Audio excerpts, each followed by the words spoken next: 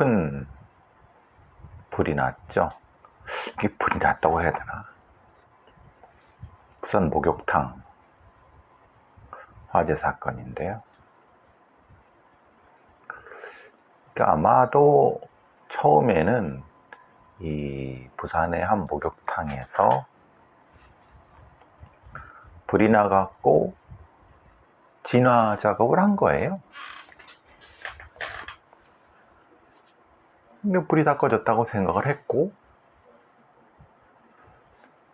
그 다음에 이제 그 앞에 뭘 이렇게 한 거죠. 뭐 대책을 논의하기도 뭐. 그러니까 그 시작은 1시 40분, 오후 1시 40분, 낮이죠, 오늘.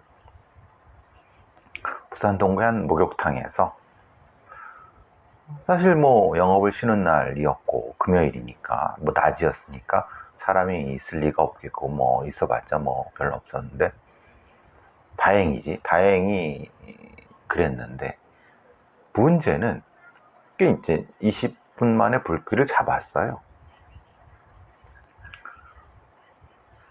근데 그 다음에 그 불을 다 껐다고 생각을 한 거죠. 다음에 그 바깥에서 구청장이나 뭐 소방들이 경찰님께서 뭐야 이렇게 이렇게 얘기도 하고 그러다가 근데 그러다가 이제 빵 터진 거죠. 어떤 사람은 뭐 완전히 그 불길에 휩싸인 사람, 소방관 2명은 사실 크게 화상을 입은 것 같고 뭐 죽은 사람은 없지만 공무원, 경찰, 시민들 20명이 부상을 입었는데 여기까지만 이제 방송 보도에 나오고 있어요. 근데 잘 생각해 보면 이거는 사실 옛날 목욕탕이니까 당연히 지하에 보일러실이 있겠죠. 그리고 보일러실이 있다고 하면 당연히 벙커CU나 같은가 아니면 등유 같은 거 연료탱키가 있을 것이고 뭐 가스를 쓰지는 않을 테니까 그건 뭐 단가가 안 맞으니까 그러면은 예를 들면 등유라든가 뭐 경유까지 등유겠죠. 충분히 예상 가능하잖아요. 연료통이 있고 보일러가 있고 불이 났죠. 목욕탕에 불이라는 게 사실은 결국은 보일러 관련된 지하 이 정도? 대체적으로 이걸 몰랐다가 바보들이고 불 끄는 애들이 그걸 모를 수가 없는 거고. 근데 1차 진화를 했다고 해서 했는데 그러면은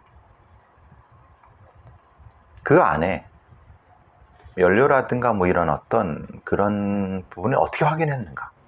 사실 이 부분에 대해서 정확한 판단을 낼 것 같아요. 그러니까 폭발 원인인 거죠. 거기에 대한 책임도 분명히 물어야 되겠죠. 왜냐하면 불이 났어. 목욕탕에. 목욕탕이 1층, 보통 1층이 1, 2층이나 뭐 지하 1, 2층쯤 되겠죠. 옛날 거니까 뭐 지하까지는 하진 않을 거고. 그럼 지하는 보일러실이고. 그럼 불이 난 것을 뭐 1층이나 이런 게 불을 껐고 진압을 했고 그 다음엔 그러면 연료계통의 유증기라든가 이런 것들이 새 나왔거나 아니면 여러 가지 부분에 대해서 왜 조치를 하지 않았을까? 말하자면 여기서 조치를 하는 것은 가장 일반적인 거야 유증기겠죠. 그리고 연료가 얼마나 새 나왔는가 등유 같은 게 그것도 확인 안 했다는 건가요? 그러니까 지금 상황에서는 폭발을 했다는 거는 일정 정도 온도가 올라가 있고 그리고 유증기가 차 있다는 것이고 그 유증기가 차 있는 어떤 공간에 대해서 확인을 안 하고 있었고 그러다가 어떤 이유 때문인가 폭발했다. 그럼 적어도 이 부분에 대해서는 분명히 현장의 소방 애들이 책임을 져야 되는 부분이라고 봅니다. 아무리 그래도 사실 그렇잖아요. 소방이 불이 나가 불을 껐는데 다시 불이 붙어서 터졌다. 이 부분에 대해서는 그러니까 또 잘 이해를 못 하겠는 게 그런 거예요. 이게 목욕탕이고, 목욕탕에 뭐 탈 게 있나요? 탈 게 없어요. 탈 거라고 하면 진짜 연료 정도밖에 없죠. 그럼 연료를 잠궜거나, 그죠? 아니면 연료가 있으니까 조심해야 된다. 연료를 빼내야 된다. 껐으니까? 그럼 당연히, 야, 펌프 가져와. 연료를 해서 뽑고 있거나, 뽑아야 되는 부분인 거죠. 근데 그것도 안 하고 있었다? 유증기 체크도 안 했다? 그리고 지하들은 어쨌든 뭔가 육안으로든 이런 걸 안 했다? 그런 바보들이 있나요? 근데 지금 어쨌든 지금 그 바보짓 때문에 지들도 둘이나 크게 다쳤고, 뭐 구청장 포함해서 경찰 시민들도 죽을 수도 있었던 거, 진짜 이거는. 근데 그 얘기에 대해서는 진짜 경찰이나 소방당국에도 전혀 얘기를 안 하고 있어요. 이건 상당히 큰 문제입니다. 분명히 책임 소재를 밝혀야 됩니다. 왜? 불을 끈다는 것은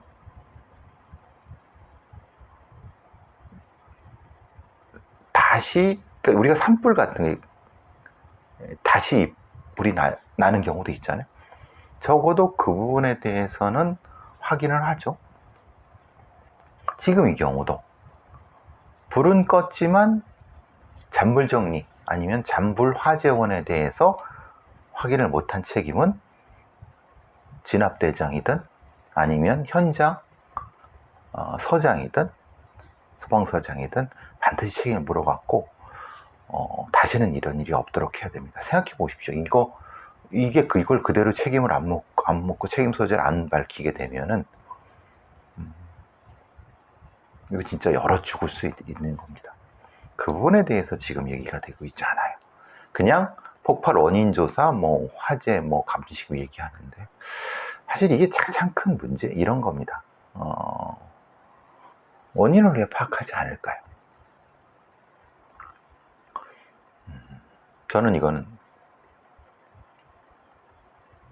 소방의 책임이라고 봅니다. 오늘 그것 중에 제가 제일 이 뉴스 중에 제일 화가 나고 제일 갑갑했던 부분은 이거 SBS에 나왔던 이 기사인데요. 같은 건물 여성을 성폭행했는데 아무도 몰랐다. 이겁니다. 자, 근데 이놈이 어떤 놈이냐? 10년 전에 이미 연쇄 강간범이었어요. 10년 전에 이미 30대니까 20대 초반쯤 되겠죠. 이놈이 연쇄 강간범이었는데 전자발찌를 차고 있었어요. 이게 청주에 있는 원룸촌이에요. 아시다시피 청주, 안산, 수원 이런 비슷한 그런 원룸촌이 집중되어 있는 곳에 이런 형태의 예전의 연쇄 강간범 출소자 놈들이 여기 살고 있는 거죠. 박병호 같은 경우도 그렇고 김근식 같은 놈들도 그랬어. 자, 지난달 11일에 청주의 원룸촌에서 30대 이놈이 같은 건물에 사는 여성을 강간을 했어요. 근데 이놈이 참 간땡이가 큰 게 아니라 사실 다 알고 있는 거죠. 어떻게? 이놈은 이제 원룸촌의 마스터키가 집주인의 마스터키를 훔친 다음에 새벽 시간에 여성 세입자 집에 들어가서 강간을 한 거예요. 수법이 한두 번 해본 솜씨가 아니죠. 그리고 이놈이 마치 나 잡아가라는 식으로 주택입구에 나와서 담배를 피고 순순히 뭐 손을 내미 이렇게 하는 거예요. 그것도 역시 가증스럽죠. 왜? 나중에 분명히 자수했다고 그럴 겁니다. 2010년에 6개월 동안 무려 5명의 이건 알려진 바만이죠. 연쇄강간을 저질러서 10년을 복역했어요. 웃기잖아요. 이 김근식, 박병호 같은 놈들도 제가 많이 말씀드리지만 연쇄강간범들이 최고 형량이 15년. 이 새끼는 실제로 10년 조금 넘게 산 거예요. 참 대한민국의 수사사법 시스템이 개판이죠. 제가 늘 그 프로파일러라고 떠들고 다니는 인간들에 대해서 그 혐오와 경멸을 보내는 거 이런 겁니다. 생각해보세요. 김근식이나 박병호 같은 놈들이 날고 기고 할 때가 2000년대 중후반쯤입니다. 응? 네, 그런 사람들이 지들이 무슨 되게 프로파일링을 되게 열심히 잘하고 다녔다고 하는 그 시기에 이런 연쇄강간범들이 설치고 다닌 겁니다. 실제로 이런 연쇄강간범들에 대한 이 프로파일링이나 면담은 거의 진행이 된 적이 없습니다. 있어봤자 사실은 이런 놈들이 연쇄살인범 못지않게 되게 이 집중적으로 관리가 됐어야 되는 놈들입니다.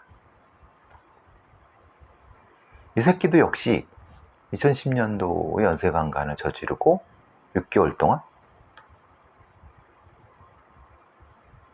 들어갔지만 겨우 10년 후에 다시 출소한 후에 또 원룸촌에서 강간을 저지른 거예요. 이놈이 피해자가 몇인지 알 수도 없는 거고, 이 새끼가 여기 지금 들어간다 한들 어떻습니까? 기껏해야 형량이 해봤자 5, 6년? 그것도 안 될 겁니다. 또 나와서 똑같은 짓 저지르겠죠?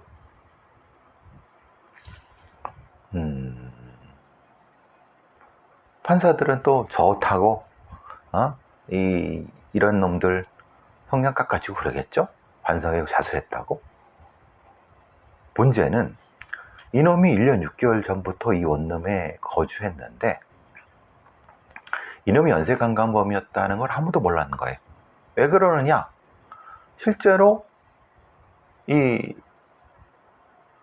성범죄자 이알림이 제도는 19세 미만의 아동 청소년이 있는 가정이나 어린이집 등에만 우편물이 배설되고 다른데, 근데 웃기잖아요. 생각해보세요.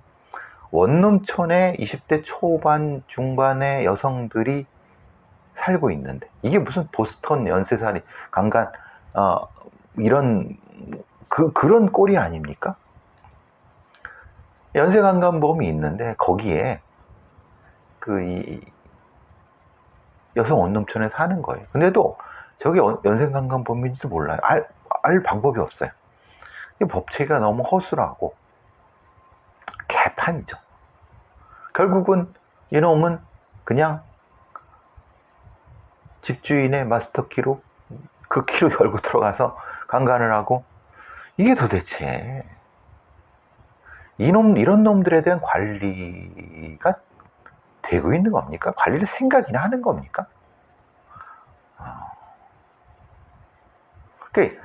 실제로 물론 지금 무차별 살인이나 이런 거 이게 그런 위험한 부분죠.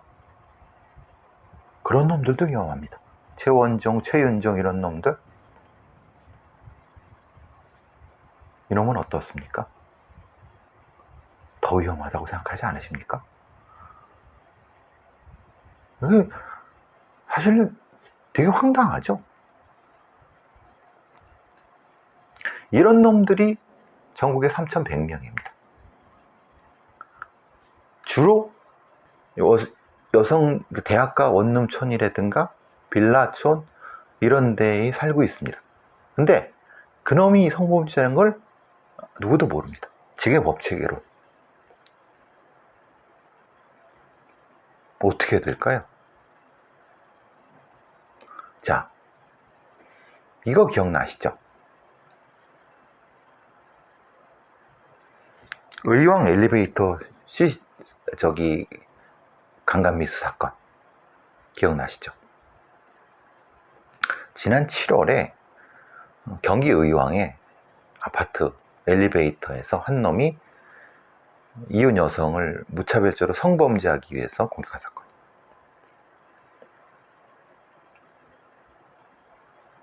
주변 사람들이 도와주지 않았으면 이 여성은 맞아 죽었거나 강간당하거나 죽었거나 그랬습니다. 부산 돌려찾기 사건과 거의 다르지 않습니다. 똑같습니다.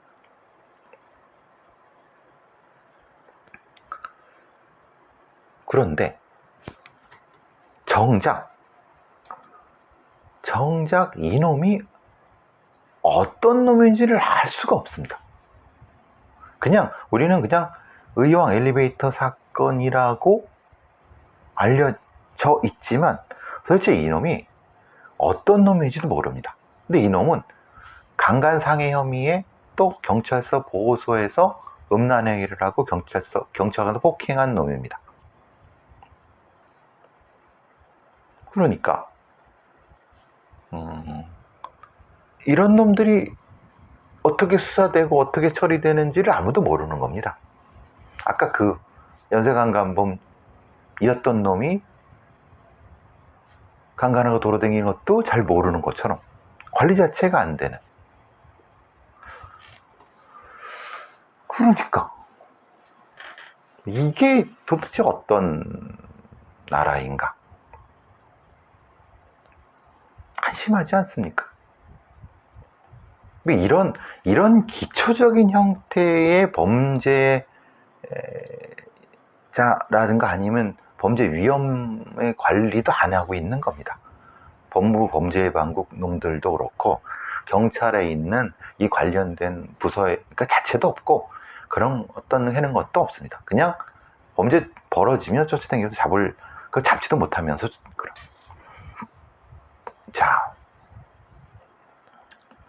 제가 늘 이렇게 해서 답답함을 토로하는 건 이런 것 때문에 그렇습니다. 사실 부산 돌려차기 그 사건이 갑자기 벌어진 줄 아시죠? 아닙니다. 그 부산 돌려차기는 그 새끼는 계속 그런 짓을 하고 돌아다닌 겁니다. 관리가 안 된 거죠. 나머지 뭐 비슷비슷한 놈들, 최윤종 같은 놈도 갑작스럽게 미쳐갖고 갑자기 실려가서 강간하고 이런 거라고 생각하시잖아요. 천만의 말씀입니다. 오히려 그놈은 사실은 알려지지 않은 형태의 그런 짓을 이전에도 했을 가능성이 높습니다. 우리가 그런 것에 대해서 집중적으로 관리를 하지 않고 체크하지 않기 때문에 마치 없는 것처럼, 범죄는 그렇게 주목하지 않으면 아예 없는 것처럼 느껴지지만 사실은 있는 겁니다. 있죠. 우리는 그걸 없다고 그냥 자기 최면에 걸려서 하는 건데 실제로는 존재하는 겁니다.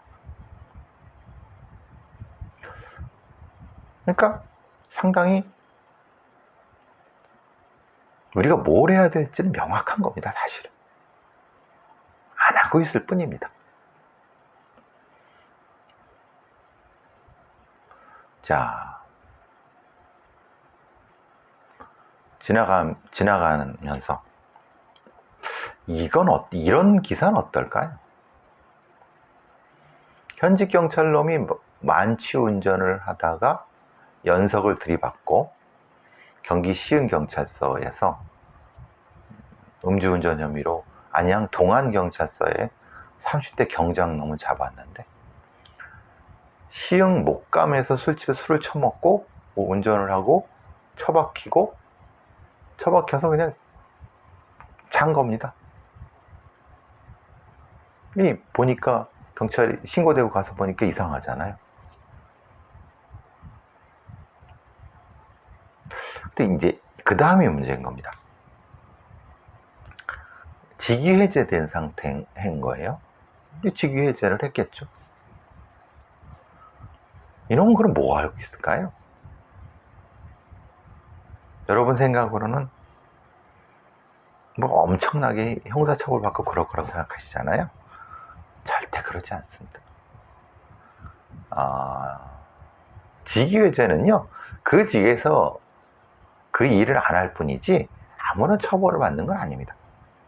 형사처벌은 이제 뭐 경찰이 조사해서 뭐 이렇게 하겠죠. 그 다음에 재판하고 뭐 하고 이렇게 한참 걸리겠죠. 그 중간에 징계하고 그러면 어떻습니까? 여러분 당연히 뭐 파면되고 그럴 거라고 생각하시죠. 근데 그렇지 않습니다. 그래서 대충 뭐 정직이나 아니면 뭐 감봉이나 좀 나오고, 실제로 도로교통법 정도니까, 음주운전 정도니까 기소돼 갖고, 그러지만 실제로는 이제 뭐 벌금 좀 물까요? 뭐 벌금 뭐 계속 1심, 2심, 3심 재판하는데 그 와중에 뭘 하죠? 일하는 겁니다. 다른 데 배치받아서. 그러니까 굉장히 이 많은 분들이 이런 생각을 하세요. 늘 이제 어떤 경찰놈이 만취 상태에서 음주운전 해갖고 뭐 입건돼 갖고 뭐 직위해제 되니까, 야, 저 새끼 뭐 잘리면 천만의 말씀. 대부분은 그냥 경찰로 일을 합니다. 다른 데 가고 뭐라 그러나 스스로 뭐 이렇게 해갖고 미안하거나 뭐 쪽팔리다 그런 생각도 안 합니다. 재수없게 걸렸다고 생각하는. 재판은 재판대로 봤죠. 대부분 근데 그게 여러분 보시면 사람이 죽지 않고 다치거나 그러지도 않고, 그냥 도교법 위반이니까, 음주운전이니까 징계 좀 받고, 네? 징계도 그냥 대체적으로 이제 몇 번 가면 감경되고, 그러니까 엄격하게 팔을 안 굽는다고 처벌도 하지 않습니다. 징계도 거의 하지 않습니다. 해봤자 뭐 대충 형사처벌이 거의 뭐 벌금료 안쪽으로 나오면 대략 그것도 뭐 여러 감경하고 막 그러고. 이게 왜 그 생각해 보세요.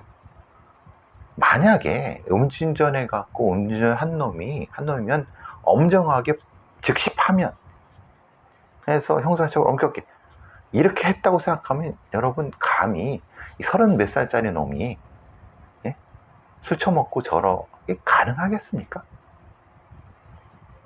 불가능하죠. 근데 대충 그냥 처벌, 같지도 않은 처벌. 그러니까 계속 저질환을 하는 겁니다. 계속 그냥 경찰에 술 처먹고 그냥 대충 웃기죠. 웃긴 겁니다. 웃어야 되는 겁니다.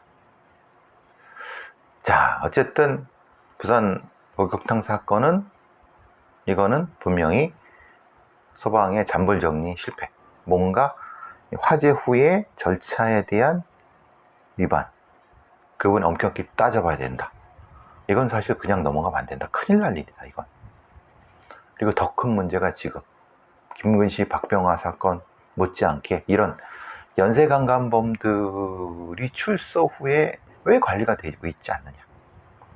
관리할 수 있는 뭔가 근거도 없고, 소위 말하는 이 자칭 프로파일러라고 떠들고 다니는 그런 인간들, 아니면 지금 우리 현직에 있는 프로파일러라고 하는 애들, 실제로 이런 여러 가지 진짜 관리해야 될 애들이 저런 애들인데 관리 안 돼.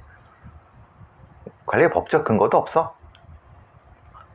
범죄를 분석할 생각도 없어. 보면 범죄예방국 같은 데들은 뭐 신경도 안 써. 도대체 저런 놈들을 사후 관리할 생각도 안 하고 그냥 그냥 놔두는 겁니다. 그러니까 저런 놈들이 돌아다니면서 출소한 후에 또 전자발찌 차고 강간하고 돌아다니고,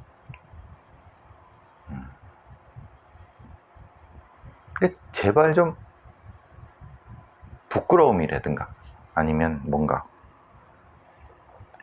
우리 사회가 얼마나 범죄가 벌어지고 있는지, 얼마나 위험한지, 아니 얼마나 안전한지 뭐라고 얘기하든 그냥 대충 대한민국은 안전한데 이렇게 떠들지 말고 제발 좀